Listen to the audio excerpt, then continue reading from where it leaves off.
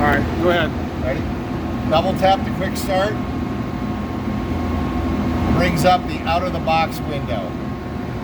You should see the drive address and this launch ForGE shell. Tap once on the launch ForGE shell. That'll bring up the picture of the drive. Tap once on the drive, it opens this menu bar. Tap toolbox, tap terminal, one time each.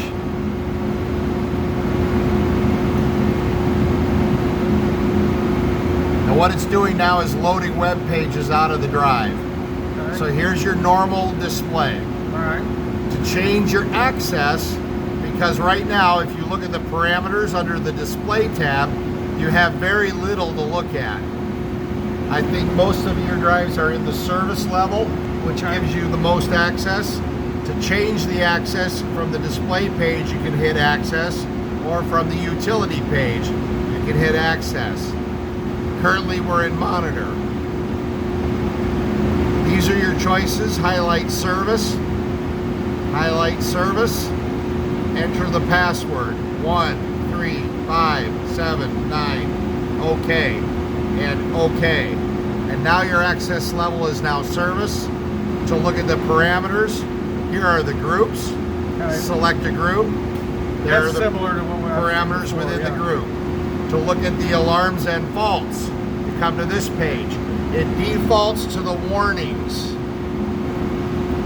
To look at the faults, they're over here. Okay. To clear the faults out of the queue, this is all erroneous information from power up. We'll press clear the queue. These are warnings left over from the power up and pulling the generating the fault. Okay. Clear the queue. So when you're running, you have no faults or warnings. Go back to the home page to look at your meters. So if a fault comes in, how do I reset the fault? You come to the alarms tab. Okay. Click the faults tab. Read what the fault is. If a fault is present, you can highlight it and hit alarm help, and it'll give you the page out of the manual that tells you what the fault is. Okay. Hit the reset drive to clear the fault. If the fault immediately reoccurs, it means it's still active. Okay. Clearing the queue will wipe the old stuff out of the queue. Okay.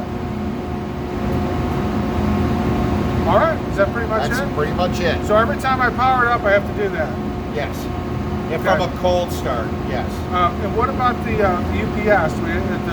UPS will hold everything for as long as the battery If I lasts. powered the 488 before, we had to go in and start the UPS with the Yes. button? The So I same have to thing. do- That's all the same. And then it comes out here, and then it goes to that Then screen? you got to do all that. Okay, all right.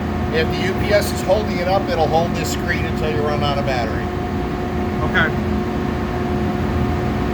So I have to, if I turn that switch over there, Everything shuts off. Turn that over there, okay. All right, is there anything else you think I need to know about operating it?